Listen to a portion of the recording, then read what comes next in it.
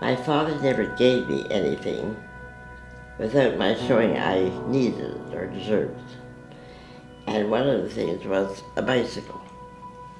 When I was 12, I had to go to school at some distance. And I said if I had a bicycle, I could go to school on a bicycle. So he said, can you ride a bicycle? I said, no. He said, when you show me you can ride a bicycle, I'll buy one. Well, how am I to do that? And he said, well, I'm sure you can work that out. You know. So I borrowed a boy's bike. And within 24 hours, I was riding a bike. So I came back and said, I ride a bike, Dad. Okay, he said, so I bought me the bike. My name is Margaret, and I'm 101 years old. I was born in Gaspé, Quebec. We were very remote.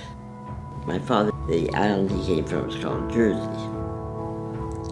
And he came over when he was a young boy, and he brought with him all his books. And they were boys' books, you see. And I liked those books. They were full of adventure, all kinds of exciting things the boys would do. And I think that made quite a difference to me, because I thought that was the way people behaved. They were a little more assertive. I was walking along the campus of U of T, and there was a big sign saying, enroll in graduate school. So I walked in and enrolled, and I wrote to my father and I said, I'm now going to be a psychologist. I guess I wanted to, like most people, to be needed, to be doing something that benefited somebody else. I joined the Army because I was invited to do so. During the Second World War, another woman and I were sent to Kitchener, where we took over the men's army camp and set it up for the basic training of the girls coming in. And at that time, we had 1,000 girls a month, 2 psychologists to see them all. It was an impossible task.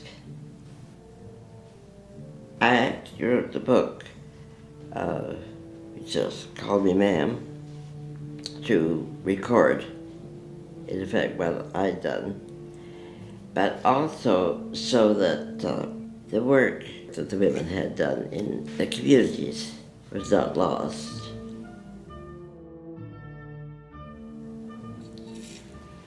The women who came out of the war saw themselves as fulfilling a need for the duration, and the duration was 41 to 46. So that when they came home, and they had replaced men, so to speak, well, the men came back and took the jobs, but somehow or other they didn't seem to tell their children what they did. They slipped back into feeling that, well, we did our job, that was it, we'll not go back to be housewives. And these people here were all, forgotten. And I thought, what happened to Rosie the Riveter and all the rest of us?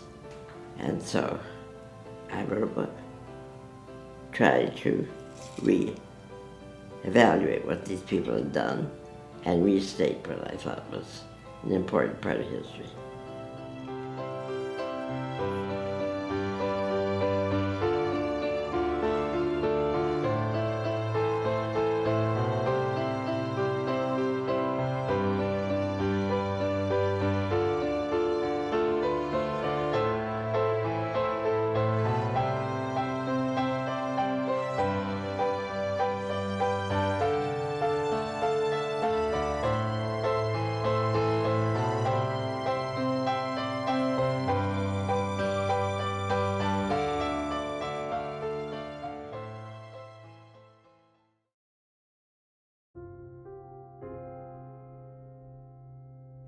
I've been in a war, and nobody wins a war. It's futile, and millions of lives are lost. So I would like the nations and everybody to be able to work together without wars.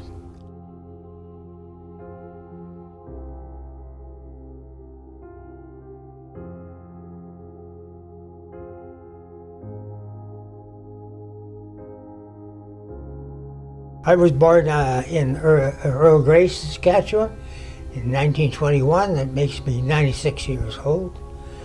At 14 or 15, I started doing little jobs. I delivered groceries, actually, on a bicycle. And then, of course, the war came along. In the hysteria of war, in the hysteria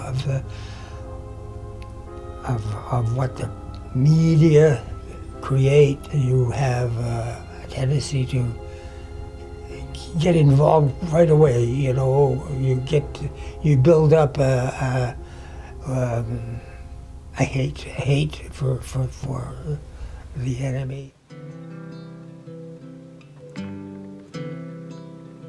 When I first started, I had no idea what the Navy, what it was all about.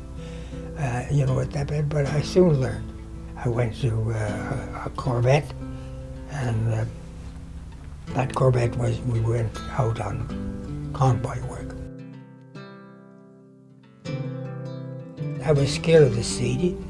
When you get going in a small ship like Corvettes or destroyers, minesweepers, they're smaller. But they're good for when around the coast. But when you go out to the mid-Atlantic and you get those storms, they go up and down like a cork. You knew that there was a submarine out there looking for you, and you were scared that who's going to see who first. I was scared when I went into the. What scared me was I thought that I could see that we went in once and then we turned around to go in again. Up on top of the hill, the Germans had their tanks up there, and they had these big tanks, and they were banging away at us, anything, but they were shooting at the bigger ships mostly. But they did. You could hear the shell fishing over your head. And you'd never hear the shell that hits you, but you can see the shell that goes up and over. It's just a whoosh, and it's the shell. You can see them. They're big. And they're big, and you could see them landing. But we were scared that they would. We hoped that their marksmanship was right on, because they were pretty close to us.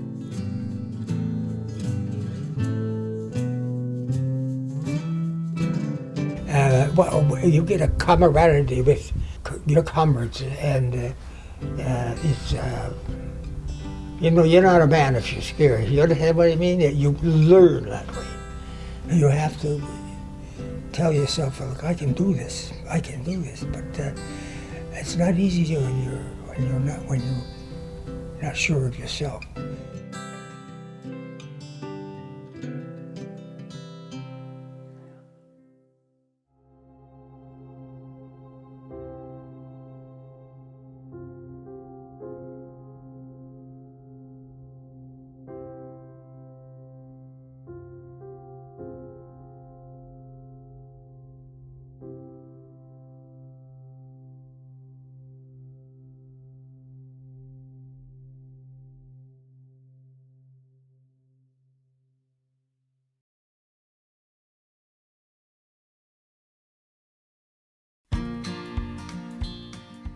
My name's Barbara McGregor.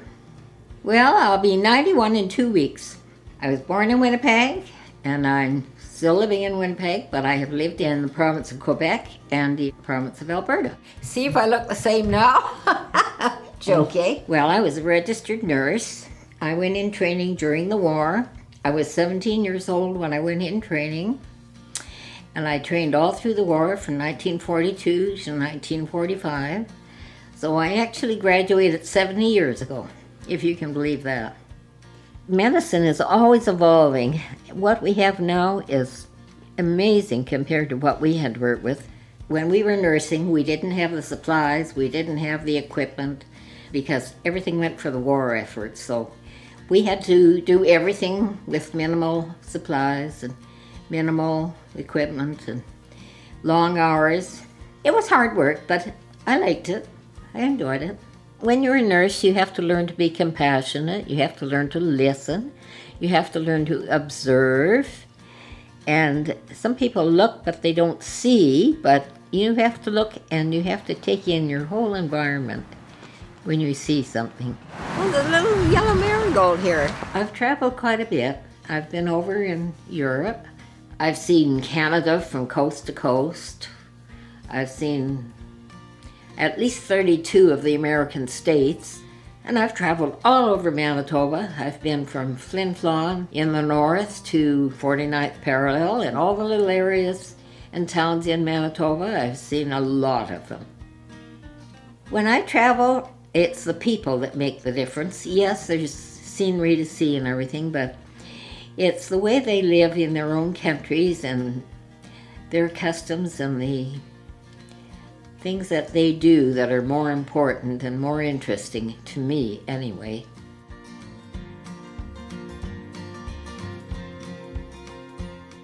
What do I want to say to the world? I would wish that the world would have peace. If we all had a fair share, I think we could live a lot more peacefully. Can you hear me? Yes? Fine now. Oh, don't, Anne, they're interviewing me for this film right now until 11:30, and I won't be free till 1:30. Okay, thanks, dear. Bye.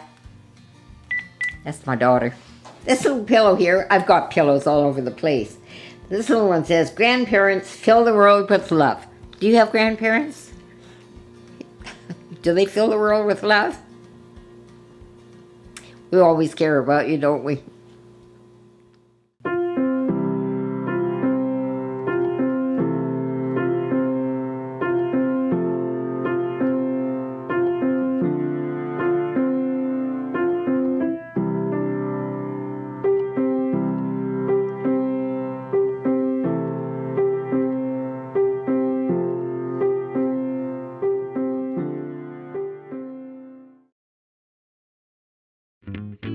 Well, I expect the world to change. It would be pretty mundane to think that the world didn't change at all.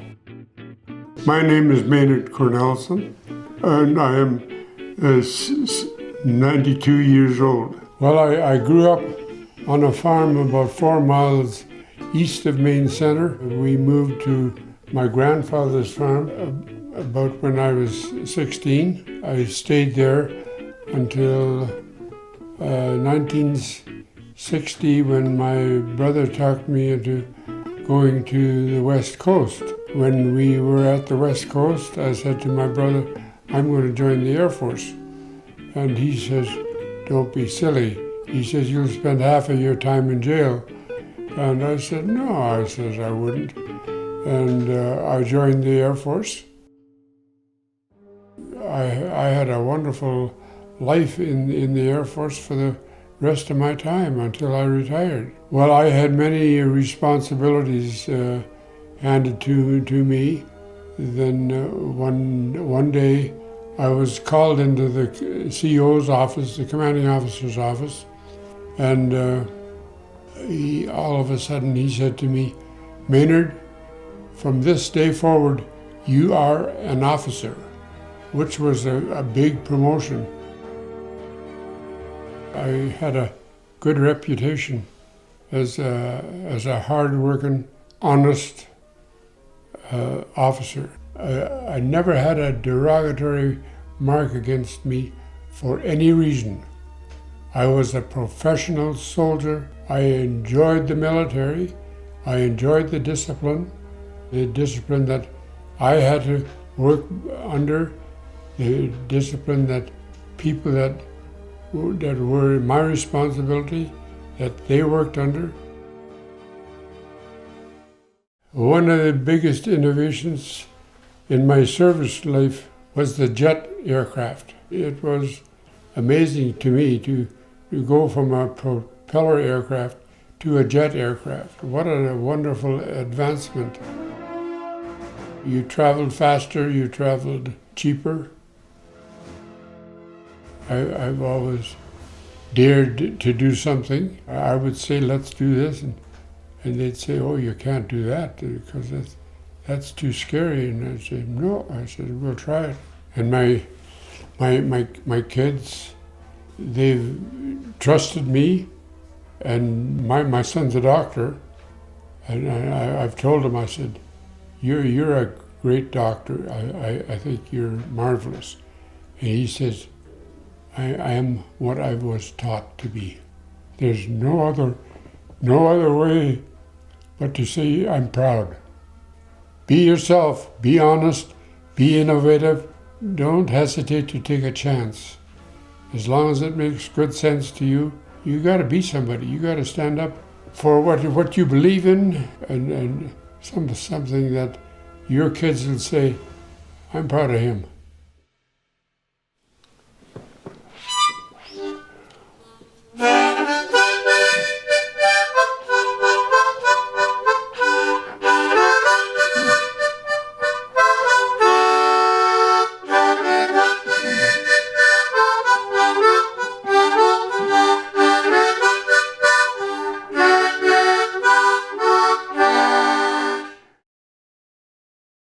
My mum used to go out and she would say, we'll be back when it's 9 o'clock. And I used to watch that clock. And when it came round to 9 o'clock, lo and behold, the door would open and there they were. And that's nearly 100 years old, that clock.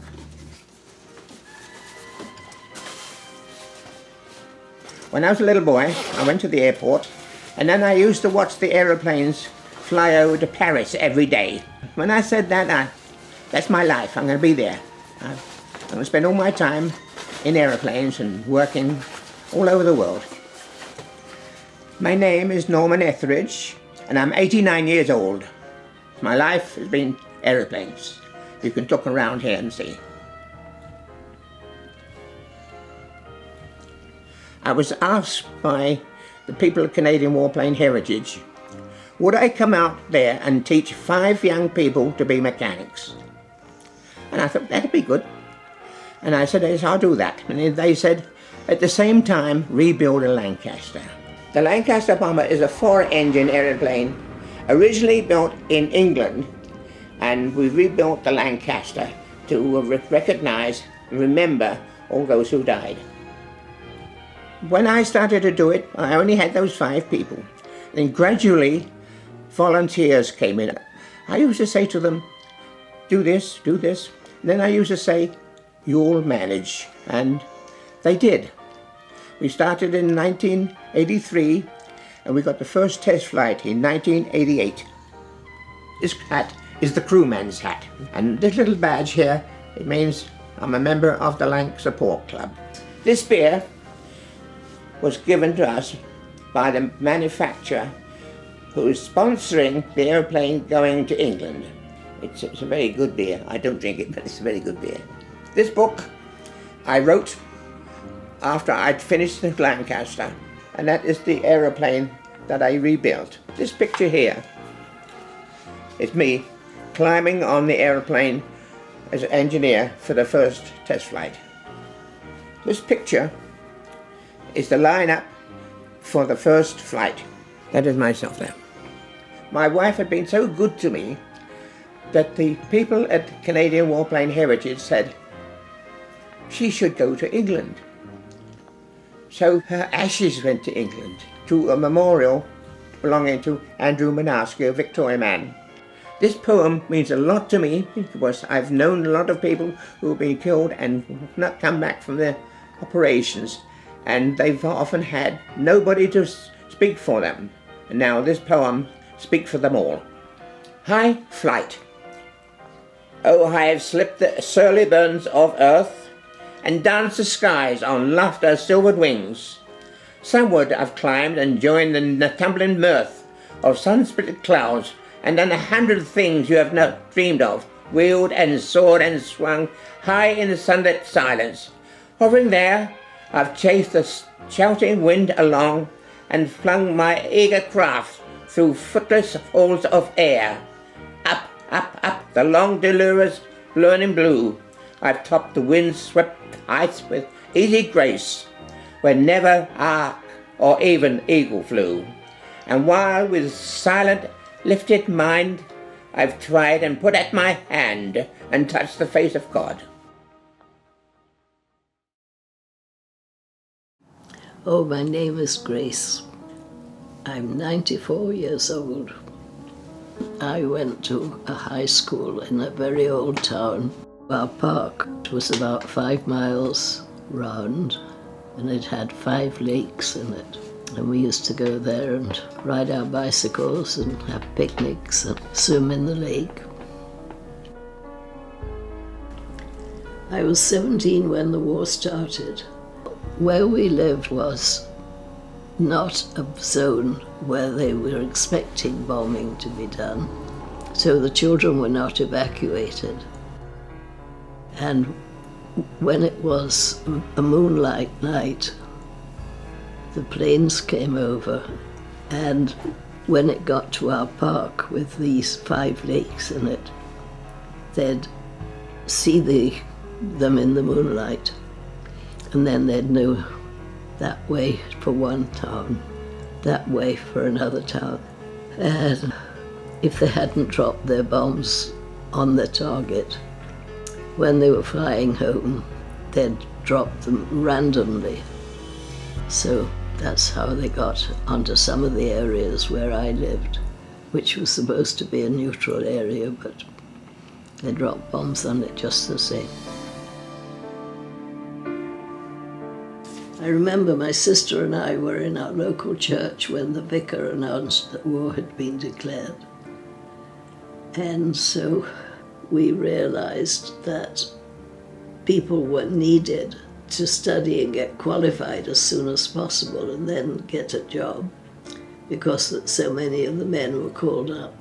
For me, I left school and started working in a chemical factory to analyze copper content in minerals that were going to be used to make bomb casings. So I did that for about 1.5 years, and then realized that when I was 18, I wouldn't be able to move of my own volition. So I left to study education. As soon as you were qualified, you had to go and work. So I only did 2 years. And then when I got here, they counted those 2 years, and I did 2 more and got a degree. I can't remember when I started painting, because I seem to remember that I painted, that was it. My mother painted. And I like to paint because it gives me a satisfaction when things turn out. And sometimes they don't turn out, and then have to start all over again. The inspiration for this would be hills and a cottage in Scotland. And the bright colours are made up, but they have to be there. If you get a chance of more education, take it. And sometimes it seems as if it's not a good idea, and you think, oh, I'd rather go to the cinema or rather play around. But you have to take your chance when it comes.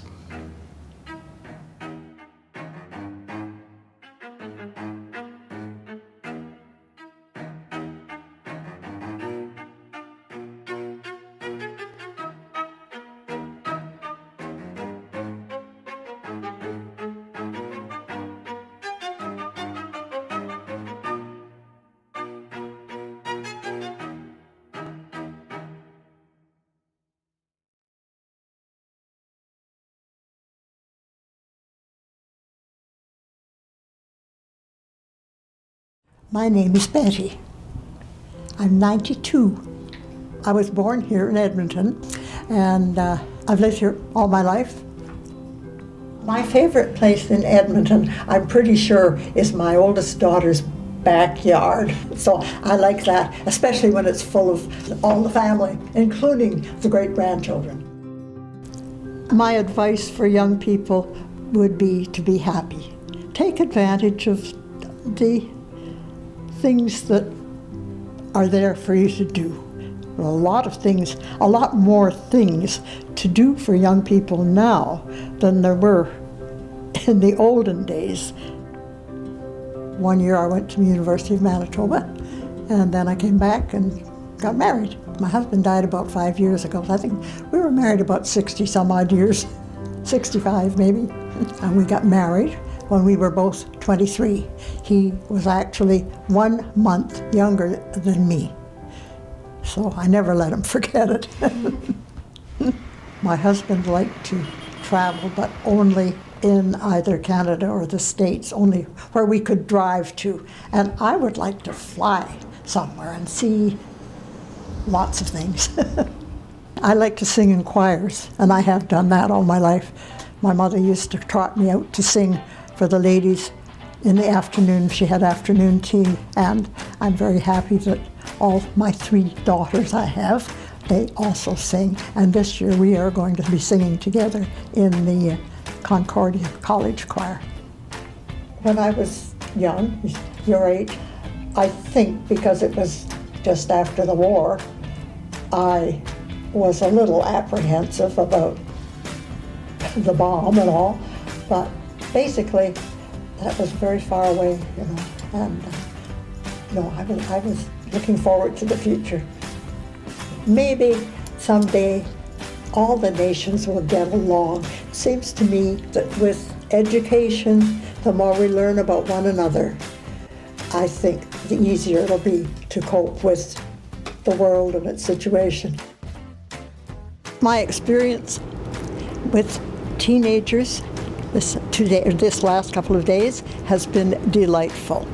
I have been very happy to be a part of the world again. I've enjoyed every minute. It's just been most fun. Thank you very much. Lullaby and good night. May your slumbers be bright. Lay down now and rest. May thy slumbers be blessed.